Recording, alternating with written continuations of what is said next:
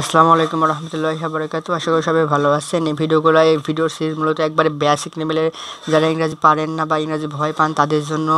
তো তাদের জন্য আমি ইংরাজি নিজে থেকে শিখছি এবং আপনাদের সামনে খুব সহজভাবে তুলে ধরার চেষ্টা করছি। তো আপনারা যদি এই ভিডিওটা বেশ দুই তিনটা ভিডিও দেখলে বুঝতে পারবেন যে আসলে এই ভিডিওগুলো কত উপকারী একবারে বিগিনার লেভেলের জন্য। তো চলুন শুরু করে। আজকে যে ভার্বটা নিয়ে কথা বলতে চাচ্ছি সেটা হচ্ছে ব্রিং মানে আনা, BRING ব্রিং এর প্রেজেন্ট ফর্ম হচ্ছে bring, past form broke, brought, আর past participle form brought, brought, ঠিক আছে।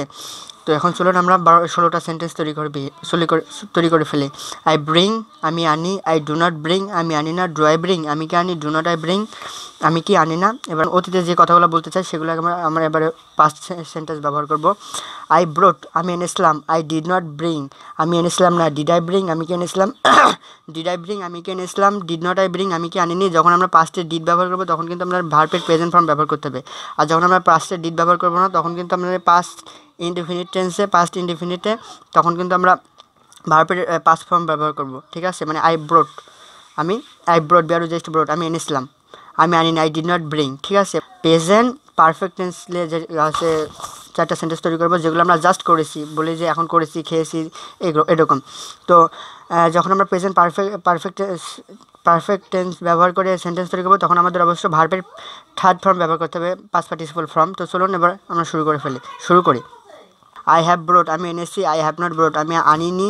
হ্যাভ আই ব্রোট, আমি কি এনেছি। হ্যাভ নট আই ব্রোট, আমি কি আনিনি। হ্যাঁ, এবার আমরা ফিউচারে ব্যবহার করব।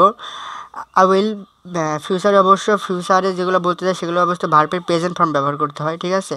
তো আই উইল ব্রিং, আমি আনবো। আই উইল নট ব্রিং, আমি আনবো না। উইল আই ব্রিং, আমি কি আনবো। উইল নট আই ব্রিং, আমি কি আনবো না। তো ঠিক আছে, এভাবে আপনারা ডিসপ্লেতে দেখতে পাচ্ছেন। এগুলা খাতায় লিখে নেবেন, লিখে নিয়ে প্র্যাকটিস করবেন। আপনারা খুব সহজে, খুব ভালোভাবে বলতে পারবেন এবং খুব সহজে আয়ত্ত করতে পারবেন। আপনাদের ভাবা লাগবে না।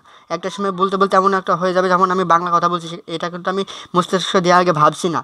তেমনই আপনি যদি ইংরাজি মনে করেন যে আপনি স্ট্রাকচার ধরে বলতে চান তাহলে আগে ভাবা লাগবে, তারপরে বলা লাগবে। যখন ভেবে বলতে যখন কারণ বহুত প্র্যাকটিস হয়ে যাবে তখন কারণ আপনি ফ্লুয়েন্সি বলবেন। কোনো দিনও আপনি ভেবে বললে ভালোভাবে বলতে পারবেন না, মানে একবারে ফ্লুয়েন্সি বলতে পারবেন না, মানে এভাবে করা লাগবে, ঠিক আছে।